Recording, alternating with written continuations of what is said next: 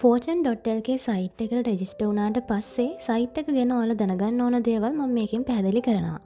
මුලින්ම කියන්න ඕනේ fortune.lk කියන්නේ drop shipping සයිට් එකක්. මේකෙන් ඔයාලට පුළුවන් මාකට් ප්‍රයිස් එකට වඩා අඩුවෙන් තියෙන ප්‍රොඩක්ට්ස් ඔයාලට ගාණක් තියාගෙන රීසෙල් කරන්න. FB page එකක, TikTok account එකක නැත්නම් මාකට් ප්ලේස් එකේ මේ ඕනම විදිහකට ඔයාලට ඕඩර්ස් ගන්න item list කරන්න පුළුවන්. ඕඩර්ස් වැඩි කරගන්න පුළුවන් විදිහේ ක්‍රමවල වීඩියෝස් මම මේක කලින් දාලා තියෙනවා. ඒ වගේ link මම පහලින් දාන්නම්. ඊට පස්සේ මම ඔයාලට පැහැදිලි කරන්නම් මෙන්න මේ සයිට් පැනල් එකේ තියෙන දේවල් වලින් ඔයාට අවශ්‍යම වෙන දේවල් ටිකක්. මුලින්ම තියෙන ඩෑෂ්බෝඩ් එක. මේකෙන් පුළුවන් ඔයාට ඔයා ඕඩර්ස් දැම්මට පස්සේ ඒ ඕඩර්ස් වලින් කොච්චර earn කරලා තියනවද කියලා බලා ගන්න. මේ සෙලර් ඕඩර්ස් දාන්න පටන් අරගෙන තාම සති දෙකක් වගේ වෙන්නේ. මේ තියෙන්නේ එයාට ගිය සතියේ හම්බුන පේමන්ට් එක. මේ තියෙන්නේ මේ සතියේ මේ සෙලර්ට හම්බෙන්න තියෙන පේමන්ට් එක. මේ සෙලර් දාපු ඕඩර්ස් වලින් කස්ටමර්ස්ලට ගිහින් තියෙන ඕඩර්ස් ඔක්කොගෙම amount එක. මේ වගේ payments ඉස්සර සතිවලදී සෙලර්ට වැටෙනවා. මේ තියෙන්නේ සෙලර් දාපු ඔක්කොම ඕඩර්ස් වල වටිනාකම. ඊට පස්සේ මෙන්න මේ විදිහට ඔයාලට පුළුවන් සයිට් එකේ තියෙන items බලන්න.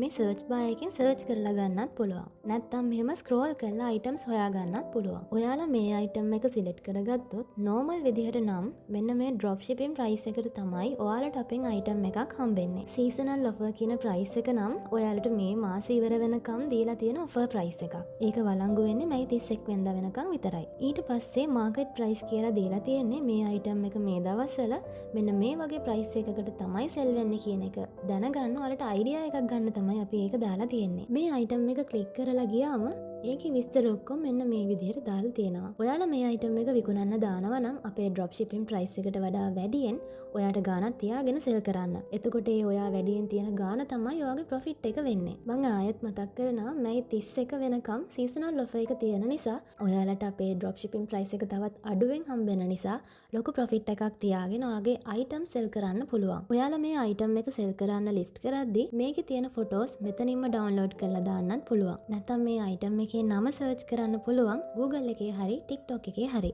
ඔයාලට ඒකෙන් videos photos download කරගන්න පුළුවන්. ඊට පස්සේ ඔයාලට customer කෙනෙක්ගෙන් order එකක් ආවම ඒක ප්ලේස් කරන්න මෙන්න මේ add order කියන තැනට යන්න. මෙන්න මේ buy එකේ item එක search කරන්න පුළුවන්. item එකේ නම හරියටම type කරන්න ඕනේ. හරිම item එක හොයාගන්න නම්. ඊට පස්සේ ඒක select කරන්න. මෙතන price කියන තැනට default අපේ site එකේ දාලා තියෙන market price එක තමයි වැටලා තියෙන්නේ. ඔයා sell කරන්න දාපු ගාන මෙන්න මෙතන හරියටම දාන්න ඕනේ.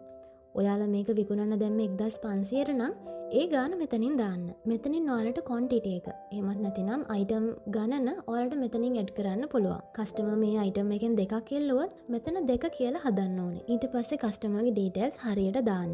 order එක place කරන විදිහේ වීඩියෝ එකක් මම කලින් දාලා තියෙනවා. ඒ වීඩියෝ එක ඕන අයට link එක පහලින් දාලා තියෙනවා. order එකක් දාද්දී අනිවාර්යෙන් customer ට ළඟම city එක දාන්න ඕනේ. එහෙම නැති වුණොත් ඔයාලා දාන ඕඩර්ස් කුරියර් එකෙන් ගිහින් දෙන්න ගොඩක් පරක්කු වෙනවා. අනිත් දේ තමයි මේ හැම ඕඩර් එකකටම ඩෙලිවරි charge එකක් ඇඩ් වෙනවා. item එකේ ගාණත් එක්ක ඩෙලිවරි charge එක ගැන ඔයා කස්ටමර්ට අනිවාර්යෙන්ම කියන්න ඕනේ. මෙතන my orders වල view my orders ගියාට පස්සේ ඔයාට ඔයා දාලා තියෙන ඔක්කොම orders බලා ගන්න පුළුවන්. ඔයා දාලා තියෙන ඕඩර් එකක් ගැන මොකක් හරි issue එකක් ආවොත් උදාහරණයක් විදිහට මේ ඕඩර් එක තාම ගිහිල්ලා නැත්තේ ඇයි?